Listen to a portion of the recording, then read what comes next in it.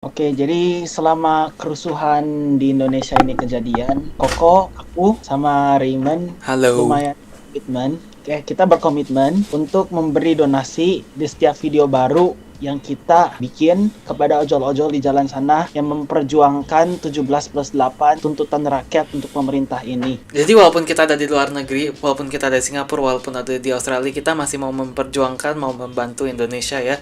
Walaupun ada di tempat yang jauh, gimana caranya kita bisa membantu teman-teman kalau ada di luar sana juga bisa membantu dengan seperti cara ini, yaitu bantuin kita distribusi makanan ke orang-orang yang memperjuangkan Indonesia yang lagi ada di jalan, yang lagi memperjuangkan tuntutan-tuntutan rakyat ya. Jadi ayo silakan Koko, gimana kita Ya, order dari Australia. Koko sekarang dari Australia kan, jadi setiap video. ya, soalnya Koko kan ini pernah ke Indo, makanya Koko tuh pakai aplikasi Gojek dan Koko masih ada aplikasinya. Jadi sekarang ayo kita mulai donasinya kepada ojol-ojol. Kita buka, ini aku dari Australia, aku buka aplikasi Gojek. Kita coba klik on Senayan City.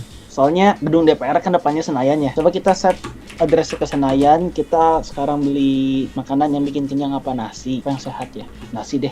Nasi, mari kita ada nasi goreng nih si bungsu, kita pesen. Ya udahlah, nasi goreng bakso. Nasi goreng bakso kita pesen 5 porsi. Pedas ke pedas, Rey? Pedas boleh lah, pedas. Pedas ya, Indonesia suka pedas. No, Koko beli 5 porsi nasi goreng dari Australia. Udah kayak gitu, intinya banyak ojol-ojol di luar sana gak banyak dapat orderan. Soalnya ya gara-gara kerusuhan ini kan, makanya setidaknya kita ngasih sesuatu lah. Terus pakai ini Koko pakai kartu Koko yang ada di Australia dari buka GoFood, terus Koko pesen makanannya, terus Koko key-in kartu Australia. Koko mau kena kursus ya udahlah nggak masalah. Purchase Kursus. and deliver now. Harus tulis di description-nya kalau kita minta dibagi-bagi kan. Boleh nulis description.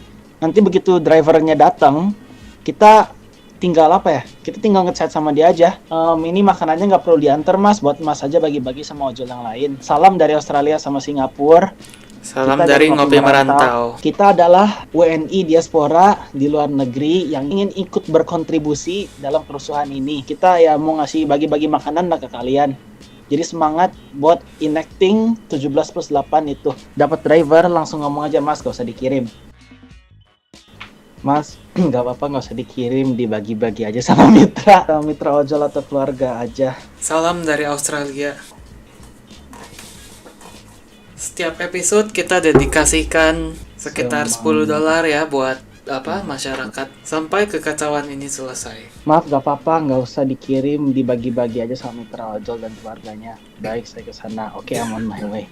Titik antennya sudah sesuai ya. Hah? Sudah diorder di Gojek? Enggak mas, dibawa pulang mas. Bukan dikirim. Bukan Si dikirim, masnya masih nggak ngerti mas. bukan dikirim, telepon aja, bisa telepon nggak? Ya udah, kok telepon deh. Halo mas. Halo, selamat siang. Selamat siang. Itu makanannya buat mas aja mas. Buat mas terus dibagi-bagi sama keluarga atau mitra ojol yang lain lah pas lagi kerusuhan gini atau gimana. Oke, siap. Ya, salam dari Saya selesaikan aja ya. Hah, selesaikan ordernya. Iya. Iya, mantap. Salam dari Australia sama dari adik aku juga dari Singapura. Oke. Selalu Mas William. Iya, sehat selalu mas. Ya. Semangat mas, Yo. 17+8. Yo. Selamat siang. Ya, selamat siang mas. Ya, Yo. selamat siang, Mas. Yo, makasih mas. Bagi yang penasaran, kenapa sih rupiah kita ini tuh nolnya banyak banget? Yang apa ya namanya? Kita mau beli nasi goreng aja ya, 25.000. Kita mau beli sesuatu 100.000 rupiah. 100.000 kan bukan sesuatu hal yang dikit gitu ya. Jadi contoh orang-orang teman-teman KKJ di Australia ke Indo beli something kemarin tuh beli apa ya? Beli nasi goreng atau beli apa? Gila, ini $25.000 atau gimana?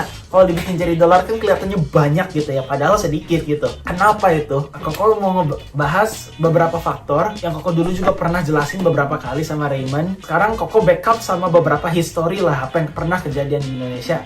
Yang sepertinya banyak orang juga nggak tahu tentang ini, soalnya ya generasi kita tuh masih muda. Kalau kalian nanya ke kakek nenek moyang atau ke papa mama yang udah kakek nenek lah yang udah pernah ngalamin ini, sepertinya mereka tahu yang Koko bakal bawain. Cuman ini semacam satu history yang ada di internet, cuman bukan berarti historinya tuh common knowledge lah kayak semua orang tahu. Oke, aku adalah perantau pertama, namaku adalah William. Aku adalah seorang project manager di Australia dan sudah lebih dari 10 tahun di Australia. Halo, nama saya Raymond Harrison. Saya sudah tinggal di Singapura ke 10 tahun ke belakang ya. Saya sekarang kerja sebagai AI engineer. Jadi sebenarnya aku juga kurang tahu ya sejarah tentang ini. Ayo kita dengar riset Koko Will mengenai sejarah denominasi uang rupiah ya. Koko dapat beberapa ide ini juga pertama ya dari Koko sendiri. Koko agak skeptik, Koko research, terus Koko dapat presiden dari beberapa YouTuber, dari Tempo, dari Kompas, dari Wikipedia, dan akhirnya Koko bisa dapat conclusion ini. Bukan cuma gara-gara redenominasi,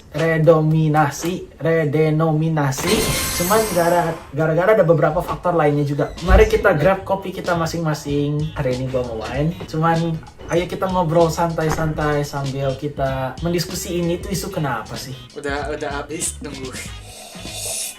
Ini isu bukan cuma gara-gara redenominasi, cuman ini isu itu tuh gara-gara beberapa histori yang Koko sendiri juga Hiperinflasi bukan? bisa mengakibatkan hiperinflasi ya. Hiperinflasi itu kenapa tuh? Jadi Indonesia itu tuh dibesarkan dengan trauma masa lalu. Jadi dikit-dikit skeptik, dikit-dikit ini.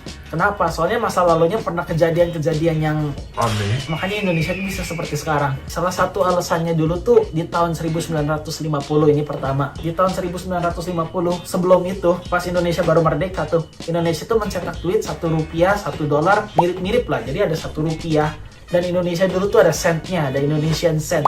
Jadi di bawah 1 rupiah tuh ada centnya, iya. Jadi gara-gara dulu Indonesia tuh ada duit sen dan ada satu Indonesian Rp, tahun 1950 dulu tuh ada kebijakan dari Menteri Keuangan kalau nggak salah, dari Syafarudin namanya orangnya tuh. Ada kebijakan namanya Gunting Syafarudin. Gunting Syafarudin, literally gunting. Jadi duit yang 5 Rp 5 rupiah itu harus digunting jadi 2. Semua orang yang punya Rp 5 rupiah digunting jadi 2. Jadi 2 5 rupiahnya itu yang satu 2,5 rupiah, yang satu 2,5 rupiah. Cuman Digunting beneran? ya digunting beneran. Jadi ada balok sebelah kiri, ada balok sebelah kanan. Nah, jadi balok sebelah kiri nominalnya 2,5 rupiah, yang sebelah kanan nominalnya 2,5 rupiah. Cuma yang bikin orang bisa protes tuh kenapa? Yang bisa digunakan sebagai alat tukar jual beli doang itu tuh hanya potongan sebelah kiri. Bisa digunakan untuk alat tukar jual beli yang bagian kiri. Cuman yang bagian kanan itu akan menjadi obligasi pemerintah yang akan dibungakan 3% per tahun. 3% per tahun itu angka relatif kecil ya dulu dibanding gimana ya, soalnya 3% per tahun sekarang inflasi harga makanan naik dan lain-lain aja ada kemungkinan lebih gede daripada 3% per tahun. Jadi yang 2,5 rupiah bagian kanannya tuh kemana? Habis bisa di maturity date obligasinya itu tuh nggak tahu berapa lama, lumayan lama, cuman itu bakal dimasukin ke obligasi pemerintah dengan bunga 3% per tahun. Nah dulu di tahun 1950 banyak tuh orang Indo baru beres penjajahan, baca aja nggak bisa, masalah admin aja nggak tahu, apalagi masalah finansial secara teknologi dan apa-apa. Emang pemerintah tuh mikir ya udahlah kita pengen menambahkan partisipasi masyarakat untuk kepada pasar modal Indonesia, sepertinya sih begitu ya. Cuman itu bukan cara yang bijak ya. Jadi pokoknya pemerintah tuh pengen masyarakat berpartisipasi lagi di pasar modal. Cuman caranya tuh tidak benar soalnya banyak masyarakat sendiri aja nggak tahu cara ngeklaim balik obligasi pemerintah itu yang setengahnya. Jadi itu gimana itu? Jadi ya anggap aja duitnya hilang lah. Anggap duitnya hilang, duit masyarakat kepotong setengahnya yang punya 5 rupiah. Jadi duit masyarakat yang misalnya awalnya kalau orang nabung punya 100.000 yang bisa dipakai cuman 50.000 gitu. Ya kalau misalnya semuanya dalam 5 rupiah, 100.000-nya itu ya iya semuanya Cuma kalau dalam 5 nominal rupiah, 5 rupiah itu harus digunting jadi 2, cuma bisa dipakai setengah. Yang setengahnya jadi obligasi pemerintah dengan bunga 3%. Cuman mereka sendiri nggak tahu cara ngeklaim baliknya gimana. Jadi by right ini sebenarnya dipaksa untuk kayak investasi 50% dari duit Rp5 mereka kepada pemerintah gitu. Ekonominya Indonesia sendiri dulu tuh lagi belum terlalu bagus. Jadi rakyat-rakyat tuh dipaksa untuk minjemin obligasi ke pemerintah, which is surat utang pemerintah. Menarik. Terus kedua, tahun 1959 itu tuh pernah ada redenominasi rupiah. Gara-gara orang-orang tuh sama rupiah ya kayak gitulah udah agak bimbang gitu. Mereka ngeredominasi yang 100 rupiah jadi 10 rupiah, 1000 jadi 100 rupiah, nolnya dihilangin satu lah. Cuman anehnya itu tuh Dihilangin satu atau dihilangin tiga? dihilangin satu. Itu Dihilangin 1959 redenominasi rupiah ya. Di Jadi ChatGPT dihilangin tiga. dihilangin 3 itu 1965. 1959 di situ San. Hah? 65. Kamu baca artikel Koken 65 Tempo. beda lagi. Nomor 20 tahun 1965 itu redenominasi 1000 jadi 1. 1000 Artinya catatan ChatGPT salah. ya ChatGPT nggak selalu semua benar kayaknya. Dan ada kemungkinan Koko juga salah. Cuman rupiah tuh pernah diredenominasi 2 kali. Tahun 1959 100 jadi 10, 1000 jadi 100. Nolnya dihilangin iya. 1. Ya, itu cuman iming-iming buat hedge against inflation. Cuman kalau misalnya kita meredenominasikan rupiah, ini tuh cuman cara cepat untuk pemerintah membuat rupiah itu lebih dipandang dari di negeri lain lah. Soalnya ya nolnya nggak sebegitu banyak kayak dolar Zimbabwe gitu. Lihat dolar Zimbabwe sampai berapa tuh nolnya. Yang mau beli roti aja bertriliun-triliun. Triliun. Dolar Zimbabwe itu udah jadi meme di masyarakat kita. Ya rupiah itu tuh udah jadi meme negara-negara seperti Australia, seperti Singapura. Kenapa nolnya banyak banget? Dan cara cepat pemerintah buat ngelakuin itu gimana ya? Redenominasi. Hilangnya nolnya 1 jadi 100 rupiah dari 1000. Cuman itu dampak negatifnya apa? Rakyat dulu tuh belum tahu apa-apa tuh gimana. Tiba-tiba tabungannya jebret 90% hilang. Terus tiba-tiba 90%. iya, yang harganya sejuta jadi 100.000 kan tabungannya. Terus mereka belum tahu apa-apa. Kenapa duit gua tiba-tiba hilang semua gitu ya? Padahal gara-gara itu infonya sangat sudden dan lain-lain. Harga-harga makanan, harga-harga minuman, kadang-kadang harganya ya masih mulai diredenominasikan sesuai itu. Cuman gak tentu cuman hilangin 1 nolnya. Harganya masih ditambahin dikit. Gara-gara rupiah tuh nggak stabil sama sekali naik tiba-tiba 10 kali lipat. Jadi harga makanan ya coba dinaikin dikit. Itu lahirnya hiperinflasi. Nah, jadi di sana gara-gara harga makanan naik. Terus ada kebijakan juga, ini tuh menurut Undang-Undang Nomor 26 tahun 1959. Itu tuh pernah adalah mafia uang kalau nggak salah. Saldo di atas Rp25.000 itu dibukukan cuman bisa ditarik lagi dengan bunga 3% di pasar modal di obligasi pemerintah, dan cuma bisa ditarik lagi di tahun 2024. Duit yang di atas 25.000 itu dibukukan dan orang-orang tuh bakal kayak mereka nggak tahu cara ngeklaimnya, anggap aja itu duit hilang. Jadi mata uang rupiah tuh tambah anjlok gara-gara ya redenominasi, inflasi naik. Udah inflasi naik terus kayak duit dibukukan terus duit hilang, berarti supply duit di Indonesia itu tambah banyak dong. 2024. 2004. Jadi baru orang bisa 2004. 2004. Itu cuma bisa dibukukan lagi di 2004. Itu Koko dapat dari YouTuber namanya Josh Gultom. Terus kalau misalnya sebelum 2004 orang yang meninggal udah gitu hilang juga Soalnya ada banyak yang nggak terlalu bisa ngeklaimnya. Mereka nggak ngerti sama sekali. Jadi anggap aja itu ya dikasih ke pemerintah buat surat utang, cuma nggak diklaim balik gitu. Itu unclaimed money lah istilahnya. Terus lanjut lagi. Di tahun 1965 itu pernah ada redenominasi lagi. Apa sih? Hey, jangan skip dulu video ini. Percaya nggak kalian kalau aku bisa bikin kartu ini melayang ya? Kalau aku bisa, kalian harus janji subscribe ke channel-channel kami dan tonton video kami yang lainnya ya.